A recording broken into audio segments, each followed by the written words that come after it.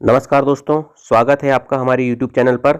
दोस्तों, आज हम एक बहुत ही इम्पोर्टेंट टॉपिक डिस्कस करने वाले हैं जो मध्यकालीन भारतीय इतिहास का टॉपिक है और उसका नाम है दिल्ली सल्तनत। ठीक है, दिल्ली सल्तनत दोस्तों आज से हम पढ़ने वाले हैं और आज उसमें हम पढ़ने वाले हैं स्पेशली गुलाम वंश। कौन सा? गुलाम वंश को हम पूर्ण रूप से डिस्कस करेंगे। ठीक है दोस्तों, जो दिल्ली सल्तनत होती है इसका कार्यकाल कब से कब तक चलता है? तो याद रखना, दिल्ली सल्तनत का कार्यकाल था 1206 ईस्वी से लेके 1526 ईस्वी तक। कब से कब तक? 1206 ईस्वी से लेके 1526 ईस्वी तक। 1206 ईस्वी में क्या हुआ था दोस्तों? तो 1206 ईस्वी में क्या होता है, मोहम्मद गौरी की मृत्यु हो जाती है देमक नामक स्थान पर खोखरो जनजाति द्वारा। कौन से स्थान पर? देमक नामक स्थान पर खोखरो जनजाति द्वारा मोहम्मद गौरी की मृत्यु कर दी जाती है। ठीक है, और 1526 ईस्वी में क्या होता है? तो आपको पता होगा 1526 ईस्वी में पानीपत का प्रथम युद्ध हुआ था। किसके किसके बीच हुआ था? बाबर और इब्राहिम लोदी के बीच में हुआ था। और इब्राहिम लोदी कौन था? तो आपको पता होगा दोस्तों, लोदी वंश का अंतिम शासक रहता है इब्राहिम लोदी। तो वहां मतलब मोहम्मद गौरी की मृत्यु से लेके इब्राहिम लोदी, ठीक है, इब्राहिम लोदी तक के बीच जो टाइम पीरियड है उसे हम दिल्ली सल्तनत कहते हैं। अब दोस्तों, दिल्ली सल्तनत में टोटल 5 वंश हुए। कितने वंश हुए? टोटल 5 वंश होते हैं। कौन कौन से? गुलाम वंश, उसके बाद खिलजी वंश, उसके बाद तुगलक, फिर सैयद और फिर लोदी वंश। तो ये टोटल 5 वंश होते हैं किसमें? दिल्ली सल्तनत में। ठीक है, आपको इनका क्रम याद रखना दोस्तों, वो कभी कभी क्रम सजाने के लिए भी आपको क्वेश्चन पूछ लेता है। तो गुलाम, खिलजी, तुगलक, सैयद, लोदी, ये 5 वंश होते हैं दिल्ली सल्तनत में। और दिल्ली सल्तनत का जो कार्यकाल था वो था 1206 ईस्वी से लेके 1526 ईस्वी तक। नेक्स्ट देखते हैं, गुलाम वंश की बात करते हैं दोस्तों। ठीक है, गुलाम वंश दोस्तों इसका टाइम पीरियड कब से कब तक था? तो याद रखना 1206 से लेके 1290 तक। कब तक? 1206 से लेके 1290 तक गुलाम वंश चलता है। टोटल 84 वर्ष तक चलता है। कितने वर्षों तक? 84 वर्षों तक चलता है। और यदि आपसे पूछ ले कि दिल्ली सल्तनत का प्रथम वंश कौन था, तो याद रखना गुलाम वंश दिल्ली सल्तनत का प्रथम वंश था। इसके बाद दोस्तों आता है खिलजी वंश। कौन सा वंश? खिलजी वंश। इसका टाइम पीरियड रहता है 1290 से लेके 1320 तक और टोटल 30 वर्षों तक चलता है। कितने वर्षों तक चलता है? 30 वर्षों तक चलता है खिलजी वंश। ठीक है, उसके बाद आता है तुगलक वंश। कौन सा वंश? तुगलक वंश। इसका जो टाइम पीरियड रहता है दोस्तों वो रहता है कौन सा? 1320 से लेके 1414 तक। कब से कब तक? 1320 से लेके 1414 तक तुगलक वंश चलता है और टोटल 94 वर्षों तक राज करता है। कितने वर्षों तक? 94। यदि आपसे पूछ ले कि दिल्ली सल्तनत में सबसे अधिक समय तक किस वंश ने शासन किया, तो याद रखना तुगलक वंश ने। किसने? तुगलक वंश ने सबसे अधिक शासन किया 94 वर्षों तक। ठीक है, इसके बाद आता है सैयद वंश। ठीक है, सैयद वंश का टाइम पीरियड कब से कब तक था?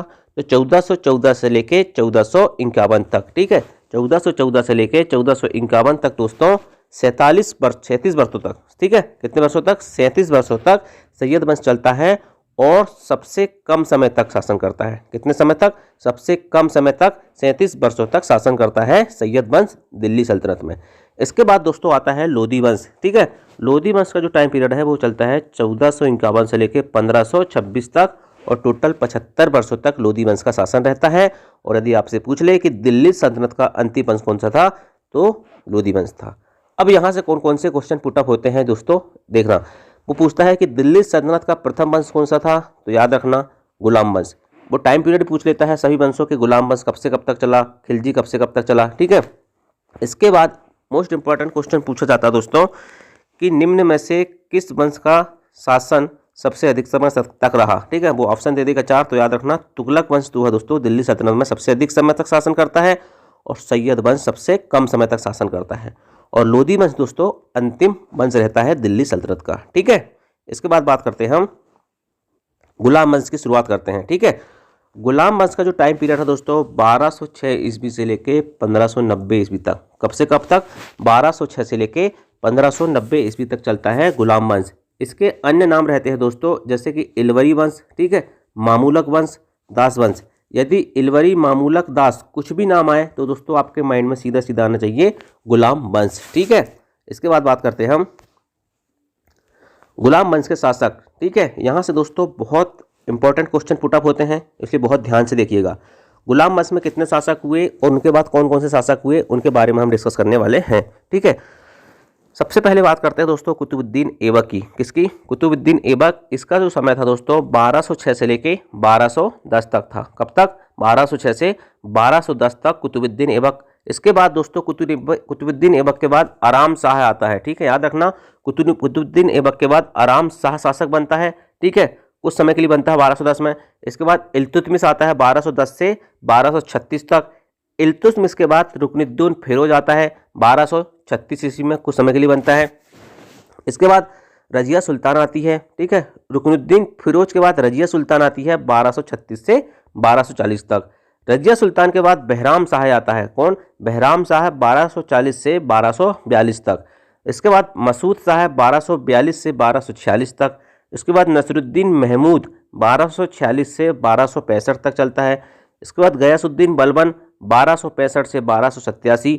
इसके बाद कैकुबात 1287 से 1290 और लास्ट में शमसुद्दीन कैमूर जो कि 1290 में कुछ समय के लिए शासक बना रहता है।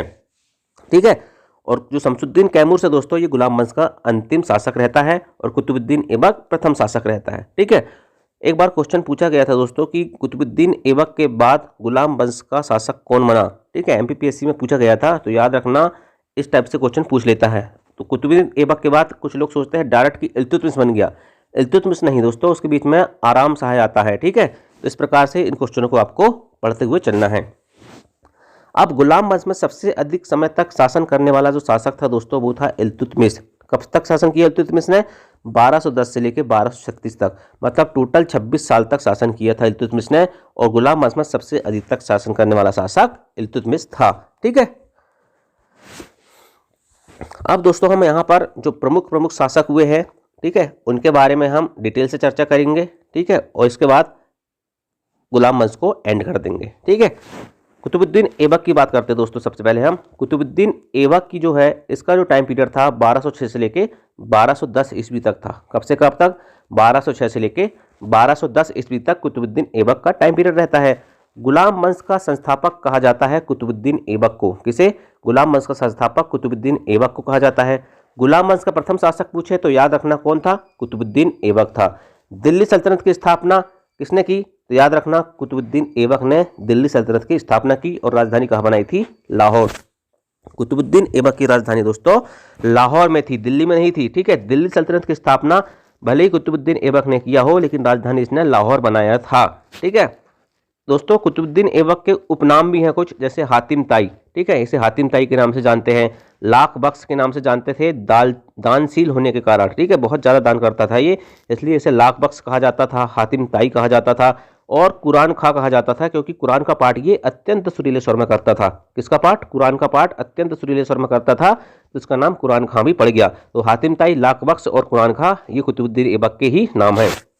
दोस्तों, कुतुबुद्दीन ऐबक की मृत्यु 1210 ईस्वी में हो जाती है।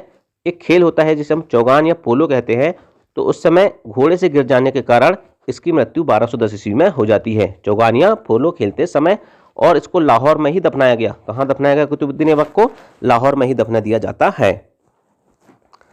इसके बाद बात करते हैं दोस्तों कुतुबुद्दीन ऐबक के बारे में और कुछ।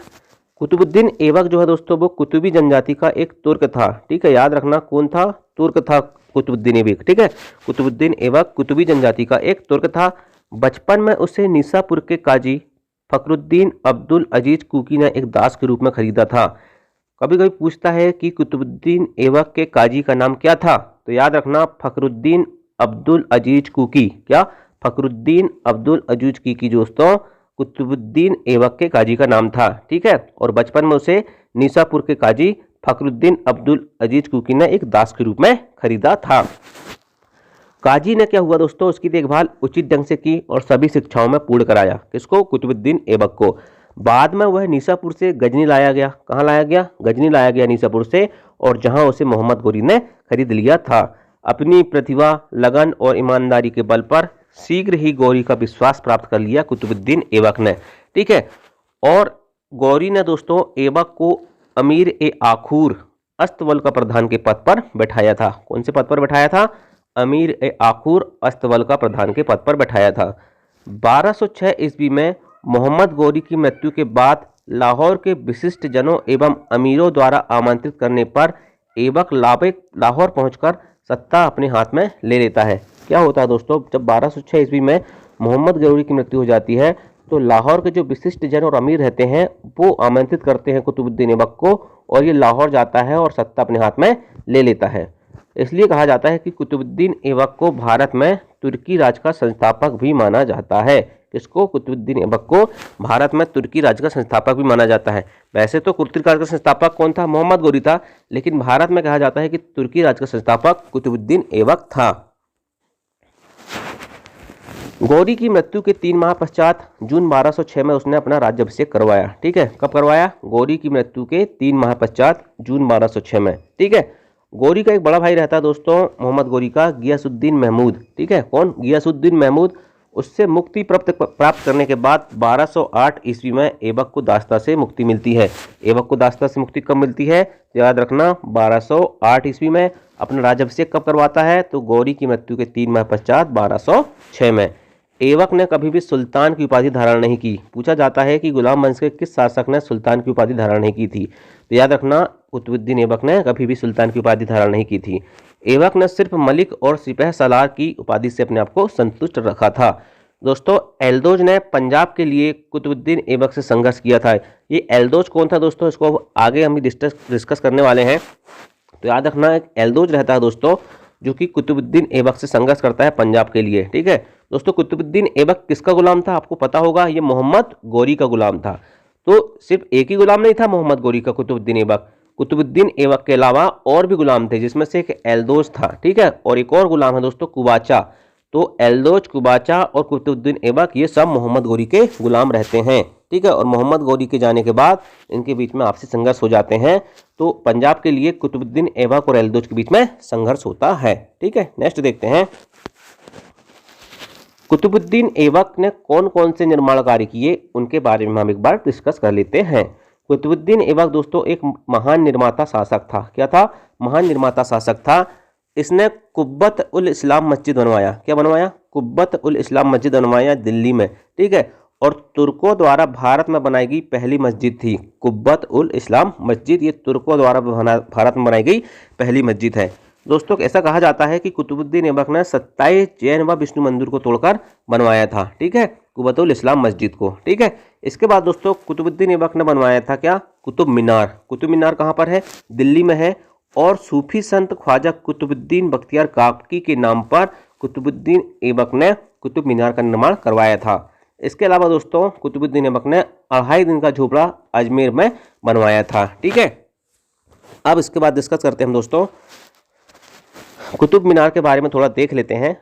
देखिए, कुतुब मीनार जो है दोस्तों ये पहली बात तो दिल्ली में है। ठीक है, इसका जो पहला मंजिला है इसको कुतुबुद्दीन ऐबक के काल में बनाया जाता है। कब बनाया जाता है? कुतुबुद्दीन ऐबक के काल में। ठीक है, इसके बाद दोस्तों दूसरा से जो चौथा मंजिला होता है वो इल्तुतमिश के काल में बनता है। तो याद रखना, कुतुब मीनार की स्टार्ट किसने करवाया बनवाना? कुतुबुद्दीन ऐबक ने।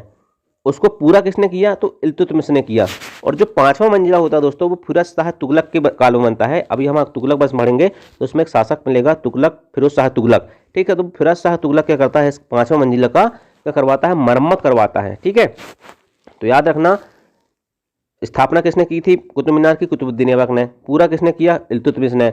और यदि आपसे पूछ ले कि 5वां मंजिल किसने बनवाया या मरम्मत किसने करवाया तो फिरोज शाह तुगलक ने करवाया था। ठीक है, कुतुब मीनार की ऊंचाई आपको पता होगी 234 फीट या 72 मीटर है। ठीक है, इसके बाद देखते हैं कुतुबुद्दीन ऐबक के बाद दोस्तों जो शासक आता है वो आता है आराम शाह। कौन आता है? आराम शाह दोस्तों कुतुबुद्दीन ऐबक के बाद गद्दी पर बैठ जाता है।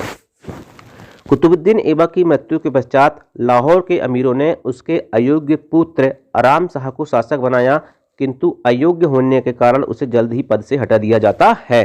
ठीक है, अयोग्य रहता है आराम शाह। लेकिन बहुत इंपॉर्टेंट क्वेश्चन ये है कि कुतुबुद्दीन ऐबक के बाद गुलाम वंश में कुतुबुद्दीन ऐबक के बाद गद्दी पर कौन बैठा? तो याद रखना, आराम शाह बैठता है। ठीक है, नेक्स्ट देखते हैं, आराम शाह के बाद दोस्तों इल्तुतमिश आता है। कौन? इल्तुतमिश।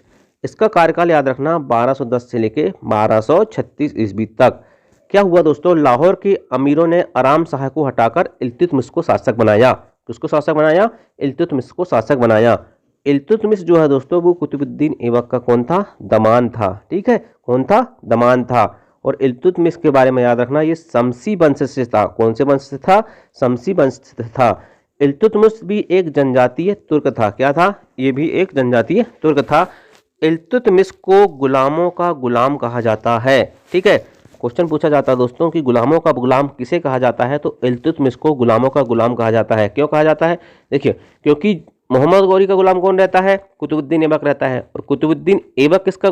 मोहम्मद गौरी का गुलाम कुतुबुद्दीन ऐबक, और कुतुबुद्दीन ऐबक का गुलाम कौन है? इल्तुतमिश। ठीक है, तो इल्तुतमिश को दोस्तों गुलामों का गुलाम कहा जाता है, क्योंकि कुतुबुद्दीन ऐबक ने इल्तुतमिश को 1 लाख जीतल में खरीदा था। हालांकि वो एक अलग बात है कि वो इसका दमान था, लेकिन कुतुबुद्दीन ऐबक ने इल्तुतमिश को 1 लाख जीतल में खरीदा था, इसलिए इल्तुतमिश को गुलामों का गुलाम कहा जाता है। ठीक, सुल्तान बनते समय दोस्तों जो इल्तुतमिश था वो बदायूं का गवर्नर था। क्वेश्चन पूछा जाता है कि सुल्तान बनते समय इल्तुतमिश कहाँ का गवर्नर था, तो बदायूं का गवर्नर था। इक्ता प्रणाली की शुरुआत इल्तुतमिश ने की थी। कौन सी प्रणाली? इक्ता प्रणाली की शुरुआत इल्तुतमिश ने की थी। दोस्तों तराइन का तृतीय युद्ध आपको पता होगा 1215 ईस्वी में हुआ था। कब हुआ था? 1215 ईस्वी में होता है। इल्तुतमिश ने एलदोज को हराया था। कब हराया था? 1215 ईस्वी में तराइन के तृतीय युद्ध में इल्तुतमिश ने एलदोज को हराया था। अब क्या होता है दोस्तों? ठीक है, मोहम्मद गौरी का एक अन्य दास रहता है एलदोज। कौन? मैंने बताया था अभी कि उसके बहुत सारे दास रहते हैं, एलदोज, कुबाचा और कुतुबुद्दीन ऐबक। तो मोहम्मद गौरी के जाने के बाद क्या होता है? मोहम्मद गौरी के एक अन्य दास एलदोज के डर से कुतुबुद्दीन ऐबक कभी भी दिल्ली नहीं आता है। क्यों नहीं आता है?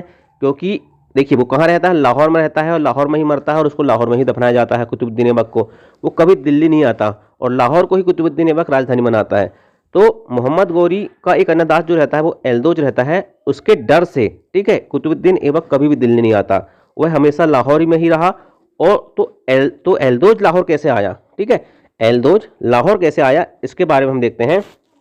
क्या होता है? गजनी को लेकर एलदोज की लड़ाई ख्वारिज्म शाह से हुई थी। किससे हुई थी?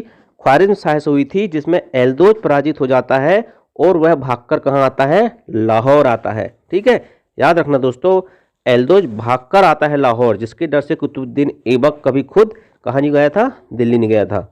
अब मोहम्मद गौरी का दूसरा गुलाम रहता है दोस्तों कुबाचा। ठीक है, जिसके साथ कुतुबुद्दीन ऐबक के बहन की शादी होती है। ठीक है, कुतुबुद्दीन ऐबक को क्या होता है दोस्तों? कुबाचा से भी डर रहता है, लेकिन ये क्या करता है? इससे अपनी बहन की शादी कर देता है कुबाचा से। ठीक है, कुबाचा क्या करता है दोस्तों? मुल्तान और सिंध प्रांत में रहता है। कहाँ रहता है? मुल्तान और सिंध प्रांत में रहता है। लेकिन इल्तुतमिश ने क्या किया? ठीक है, इल्तुतमिश ने अपनी 2 सेना भेजकर मुल्तान और सिंध प्रांत को दिल्ली राज्य में मिला लिया। कहाँ मिला लिया? दिल्ली राज्य में मिला लिया, अपनी 2 सेना भेजकर मुल्तान और सिंध प्रांत को। कुबाचा सिंध नदी में कूदकर आत्महत्या कर लेता है। कहाँ कर लेता है? सिंध नदी में कूदकर आत्महत्या कर लेता है कुबाचा। इसी समय क्या होता है दोस्तों? इसी समय दिल्ली पर मंगोल आक्रमण का खतरा मंडरा रहा था।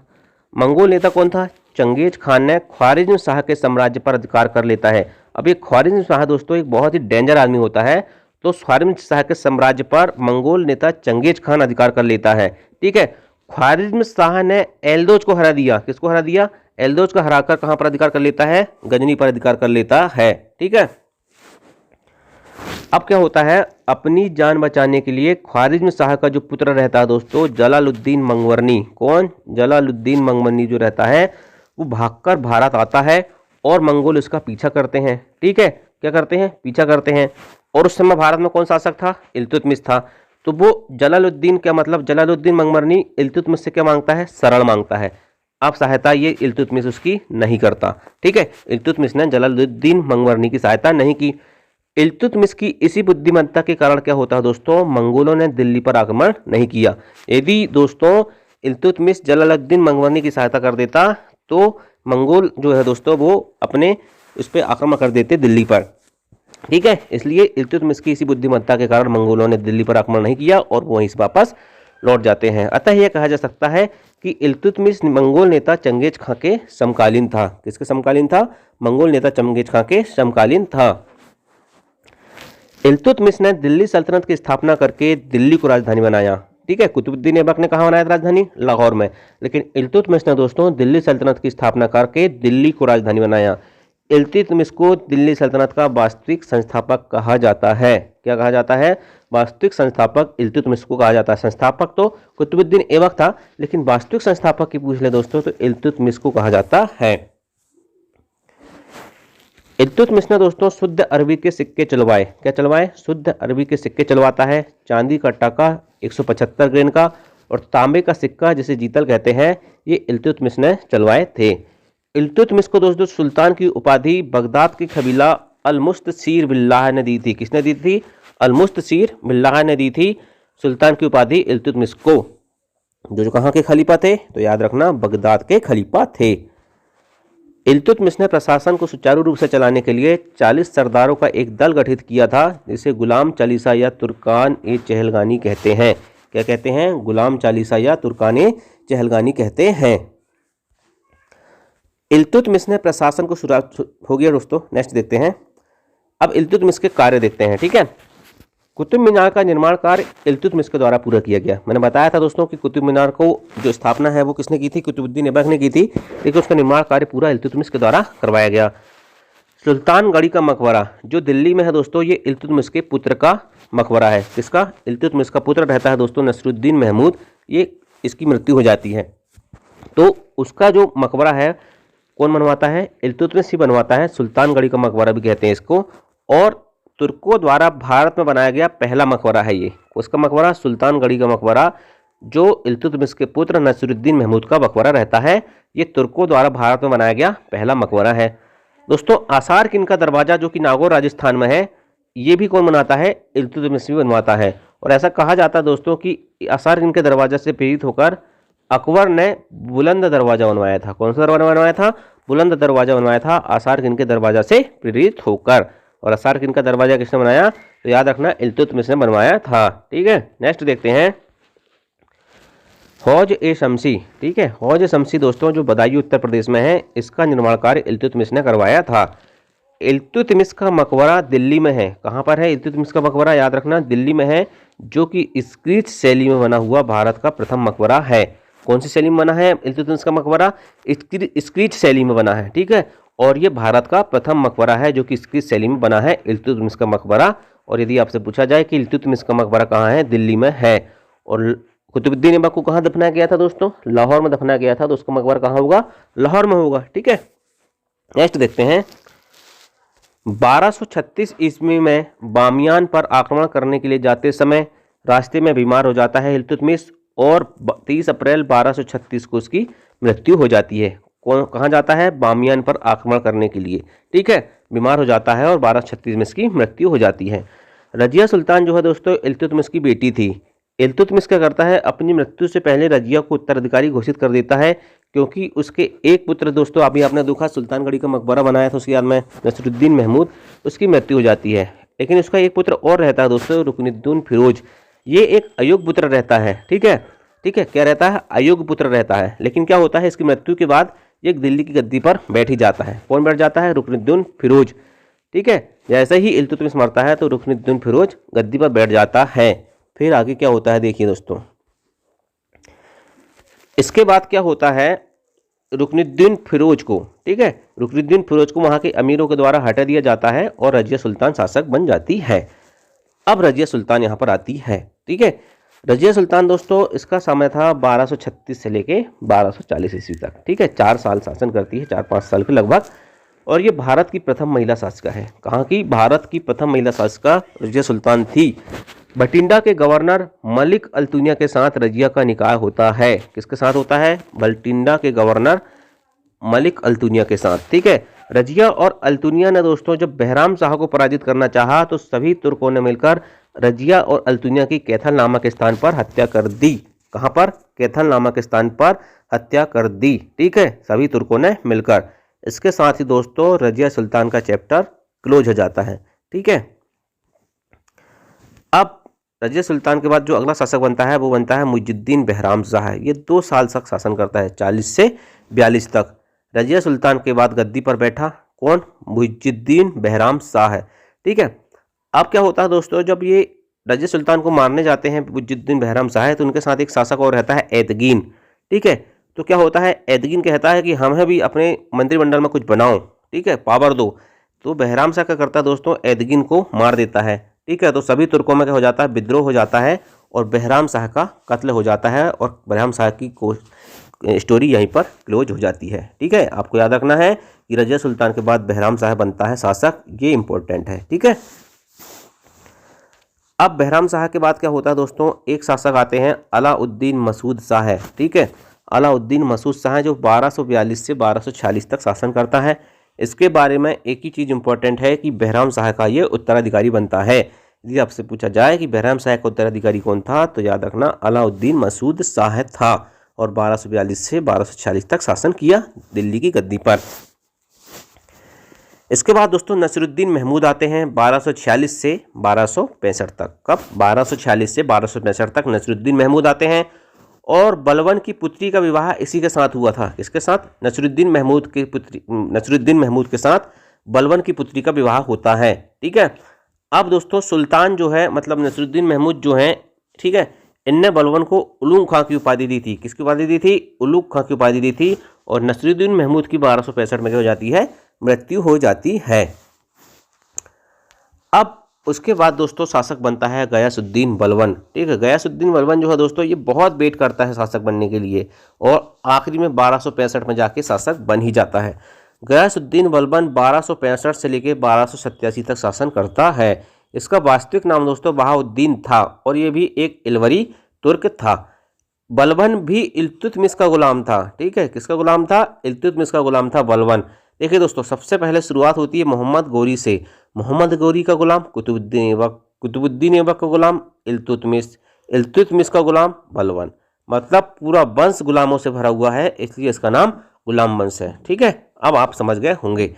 रजिया के विरुद्ध षड्यंत्र में बलबन ने तुर्कों का साथ दिया था। ये क्वेश्चन पूछा जाता है दोस्तों कि रजिया के विरुद्ध षड्यंत्र में बलबन ने किसका साथ दिया था? ठीक है, तो तुर्कों का साथ दिया था। बलबन ने सुल्तान के पद को देवीय घोषित कर दिया। क्या घोषित कर दिया? देवीय घोषित कर दिया कि सुल्तान ही देवता है, भगवान है, सब कुछ है। ठीक है, बलबन ने दोस्तों क्या करता है, बलबन रक्त और लोहे की नीति अपनाई थी। किसकी नीति? रक्त और लोहे की नीति किसने शुरू की थी? तो याद रखना बलबन ने दोस्तों सजदा और पापोस प्रथा चलाई। कौन सी प्रथा चलाई? सजदा और पापोस। सजदा मतलब सिर झुकाकर बैठना सुल्तान के सामने और पापोस मतलब सुल्तान के पैर चूमना। बलबन ने गुलाम चालीसा को समाप्त कर दिया। क्या कर दिया? बलबन ने गुलाम चालीसा को समाप्त कर देता है। तुर्कान चहलगानी को समाप्त कर देता है। बलबन ने फारसी त्यौहार नौरोज की शुरुआत की। किसकी शुरुआत की? फारसी त्यौहार नौरोज की शुरुआत की। और बलबन ने गुप्तचर विभाग बरीद ए मुमालिक बनाया। ठीक है, बरीद ए मुमालिक गुप्तचर विभाग किसने बनवाया? बलबन ने बनाया। नौरोज त्यौहार की शुरुआत किसने की? बलबन ने की। गुलाम चालीसा तुर्कान चहलगानी को समाप्त किसने किया? बलबन ने किया। सजदा और पापोस प्रथा किसने चलाई? तो बलबन ने चलाई। रक्त और लोहे की नीति किसने अपनाई? तो बलबन ने अपनाई। ठीक है, ये सब पॉइंट आपको याद रखना है, बहुत इंपॉर्टेंट है।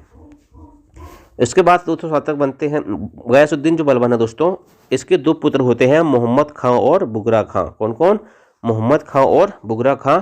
ठीक है, मंगोल आक्रमण से 1286 ईस्वी में मोहम्मद खां मारा जाता है। कौन मारा जाता है? मोहम्मद खां मारा जाता है और इसी पितृवियोग में 1287 ईस्वी में बलबन मर गया। ठीक है, इसके बाद दोस्तों क्या होता है, एक मुइजुद्दीन कैकुबाद आते हैं। कौन? मुइजुद्दीन कैकुबाद आते हैं जो 1286 से लेके 1290, ठीक है, 1287 से कर दे इसको, 1287 से 1290 तक गद्दी पर बैठते हैं। ठीक है, कौन? मुइजुद्दीन कैकुबाद।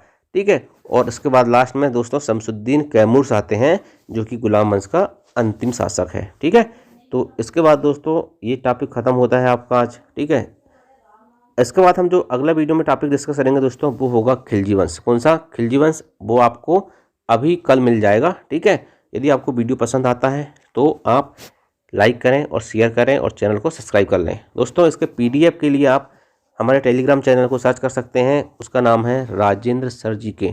ठीक है, बिल्कुल एग्जैक्ट बिल्कुल आपको दोस्तों इसकी PDF मिल जाएगी, राजेंद्र सर जी के। ठीक है, इसको आप टेलीग्राम चैनल पे सर्च कर लें और उसकी PDF आपको वहाँ पर अभी मिल जाएगी। तुरंत जाएंगे आप, तुरंत मिल जाएगी। ठीक है, थैंक यू।